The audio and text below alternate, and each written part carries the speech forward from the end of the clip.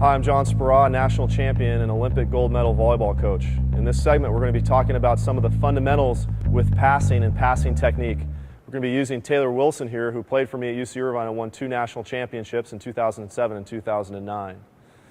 First, the thing to mention when we're talking about passing is the hands. There's lots of different ways people teach to hold your hands. The best way to do it is palm and palm. Just bring your hands together so your fingertips overlay one another. Then bring your thumbs so that they're even and that your palms are pretty even. So it's kind of flat along these lines here. So it's pretty flat with a fairly wide base. But also make sure that you can put pressure on your fingertips so they don't come apart. Okay, so that's the perfect passing hand position. And then once we talk about the hands, then we talk about what we call the platform, which is the arms and how you hold your arms and contact the ball. So you take your hands and you rotate them down a little bit and open up your arms so that your elbows are as close as they can go together. Some people can touch their elbows, which is beneficial for passing, which is why I was a middle blocker. But so you open that up so that the flat part of your lower forearm is what's touching the ball. Okay, that's what's called the platform. Taylor, why don't you demonstrate here right now about just your basic body position. So now we've talked about the hands and the platform. We're going to talk about the shoulders and the body position. Some guys get really deep into a squat, and I've seen all kinds of crazy things. Really, it's just about being in a neutral, comfortable position like Taylor is. His shoulders are a little bit over his knees. His hands are down. I've seen lots of people start with passing with their arms really wide. We want those hands down, kind of neutral, in between your knees with the palms ready to go, kind of up a little bit. We want the passer to be oriented towards the server. Now, some people are taught to angle themselves towards the target, but you have a ball coming from this way and then you're trying to angle it that way. That's actually not the right way to do it. We want him facing wherever the server's coming from. So pretend the server's coming from over there. He's facing the server and where the ball's coming from, and he's going to create an angle. We talk lots about angles with passers. He's going to create an angle with his shoulders to angle that ball towards the target. So right here, he's actually dropping his inside shoulder a little bit and creating an angle with his platform. So he has good hand position, good platform position. He's creating a good angle right here towards the target. Okay, so that's what we talk about with angles. His feet, some people teach right foot forward. It doesn't really matter because truthfully, as soon as that ball's served, you're moving anyways most of the time. So really, it's about how your body is positioned and oriented and the angle you create. Really, it's mostly important about the angle you create. A lot of people with that platform too, I forgot to mention, you want to keep that locked out, those elbows locked out the entire way through the movement pattern. In fact, when we're teaching passing, a lot of times, and Taylor can attest to this, we talk to them about holding the platform and finishing the platform a little bit when they're done to make sure they're not bending their arms or bending their wrists. This should be a board all the way through the passing movement. And then you should learn how to angle that board with your shoulders, not with your arms or your elbows or your hands, just with your shoulders to learn how you should change the angle if you need to pass a little bit better. I'm going to step on the other side of the net, throw some balls at Taylor here. He's going to pass the ball to an All-American setter here at UC Irvine and won a national championship in 2007, Brian Thornton. Sets for the national team now. I'm going to toss the ball to Brian, or to Taylor. He's going to pass to Brian here. So good starting position, good movement pattern. Pass the ball a little bit too tight. We're starting to teach guys to pass the ball off the net a little bit more. Maybe 3 feet is the target. Okay.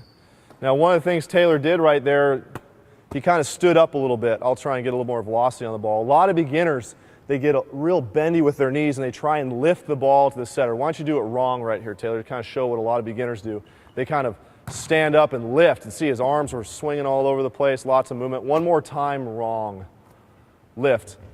See how his head's coming way up? We want that.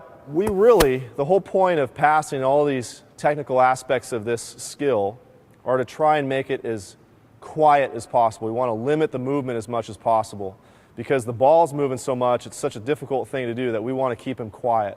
So we talk a lot about keeping that head steady. So you'll notice that he'll start with his hands kind of on his knees, and as soon as the ball's passed, he literally just kind of pulls his hands out, his head stays steady. And if it's ideal, he moves with that head in the same plane and passes that ball without lifting. Let's do it right here, Taylor. See how his head stayed steady? That was a very smooth pass. Now the other thing that beginners do a lot we call it swinging. And we'll probably get a good angle on this camera right here in front. But a lot of times when the ball is passed over or served over to this side, they try and shovel that ball over to the target. What we want to do is we want to just make angles and let the ball do the work. We want the ball to bounce off the angle you create with your arms. So he's going to leave it out here and just create an angle and let the ball bounce off of his arms. Okay, so we're going to do it wrong to start. He's going to swing. We call this swinging.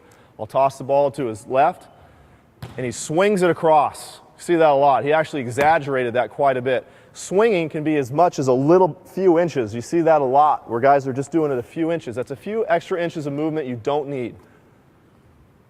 See, that happens a lot. So there he swung about a foot. Now he's going to create the angle. He's going to create the angle. He's just going to leave his arms out there. See how he left his arms out there? That's perfect. It's perfect. One more time here. See, he's in a neutral position. His hands come down and they're ready in front. Ball served to the angle. Creates an angle, keeps his head steady. So just a summary. Actually, you know what we should do? When you're teaching passing, one of the things you have to do in terms of being proper motor learning is you can toss balls all day long as a coach, and you can pass to a target and stop and pass to a target, but it's not the best way to learn. The best way to learn is to actually do other things like the game. So for example, under normal circumstances, he'd pass the ball and then he'd have to go hit. So he's thinking about multiple things at the same time. So when we're teaching passing and you're learning passing, it's important to do all the things at the same time. So we've identified an expectation. We've told Taylor, this is how you hold your hands, and this is how you hold your angle, and this is how your body should look. But as soon as we know the basics, as soon as we tell them what the expectations are, we immediately get them into game mode. We immediately get them in the point where they're doing multiple things at the same time. So if I was teaching Taylor right now, I would have taught him all those things. Okay, this is what the expectations are. And now I'm going to toss you a ball, and Brian's going to set, and you're going to hit and play some volleyball. So that's what we're going to do here, and give feedback during the course of real play. Hit angle, Taylor, okay? So he's going to create the angle, go and hit. One more time. You had a little bit of a swing there. See if you can create a little bit more angle. Feel your angle. Good, better. One more time, one more time. So he's going to start in his good neutral position. Hands come up in between his knees, palms up, makes a good angle. Goes into his approach. Perfect.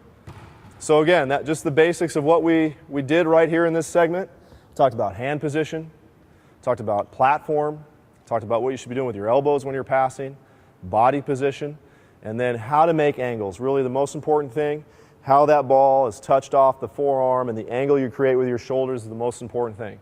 Passing is tough. It's maybe the hardest thing to do in volleyball. It takes a lot of practice, but if you do those fundamentals well, you too can become a great passer. Thanks for watching this clip. Again, I'm John Speraw. We'll see you on another one.